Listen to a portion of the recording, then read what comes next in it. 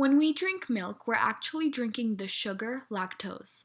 The enzyme lactase helps break down the sugar into glucose and galactose, which our bodies use for energy. Nearly everyone can digest lactose as a kid, but not all adults have this ability. Lactose intolerance refers to the inability to create the enzyme lactase, which helps digest the sugar, lactose, found in milk. When a person with lactose intolerance drinks milk, it passes right through their small intestine without getting digested. And in the large intestine, bacteria ferment the lactose, creating a lot of acids and gases that make the person uncomfortable. People with lactose intolerance experience bloating, cramps, and diarrhea when they drink milk. Out of the world's population, 70% of people have had some variation of lactose intolerance. Why do some regions and ethnicities have more lactose intolerance than others? What's the connection between lactose intolerance and evolution? How does lactose intolerance relate to natural selection? These questions will be answered in this video. Depending on the region, those with the lactase persistent gene evolved, whereas those who were lactose intolerant died off. If you were lactose intolerant in China, it didn't really matter because you wouldn't be getting enough milk anyway. However, if you were lactose intolerant in a place like Denmark, you'd die as soon as alternate food sources weren't available. This is because during a drought or famine, milk would be one of the only fat-rich foods that people could turn to. However, if you drank milk and got diarrhea during a time of starvation, you would die. Your body would lose water and nutrients essential to survival, whereas people who were lactase persistent would live and reproduce. This form of natural selection, known as directional selection, had huge impacts on evolution. As seen in this map, in places where milk was heavily consumed, the lactase persistent gene is present. In places where milk is not heavily consumed, people are more likely to be lactose intolerant. These maps can also explain data like this, where people from a certain community are more susceptible to intolerance than others. Overall, it can be said that the evolution of lactase persistence was driven by drinking milk. Some of the proof of this data shows up in the pots that humans used thousands of years ago.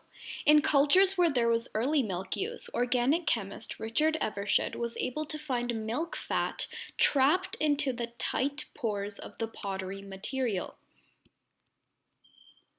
African settlements 7,000 to 5,000 years ago were using dairy, and pots from Europe and the Middle East showed milk use from 9,000 years ago, the oldest ever discovered, leading to data like this and proving how lactase persistence was a direct result of evolution.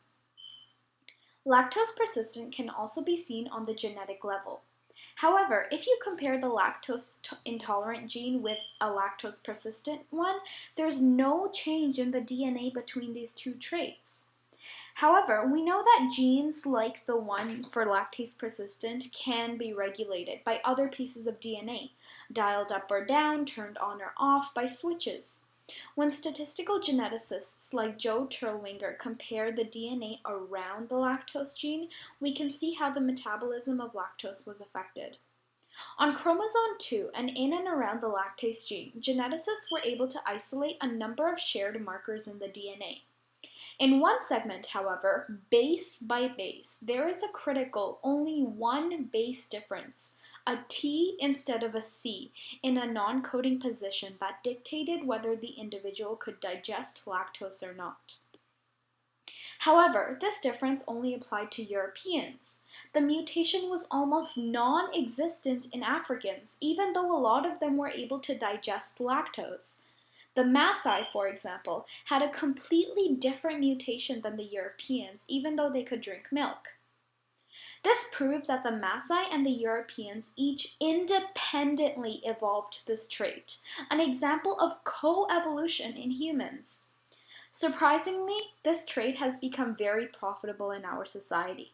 In places with a lot of Europeans, the milk industry has flourished, even though many independent researchers, including the World Health Organization, has suggested that dairy consumption may not be the best place to get your calories from.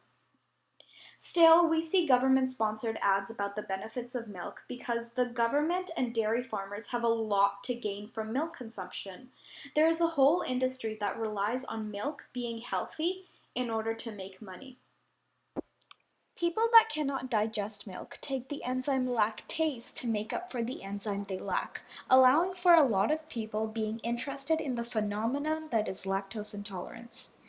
Because lactose intolerance and lactase persistence doesn't affect a lot of population, there are not a lot of global impacts of this research.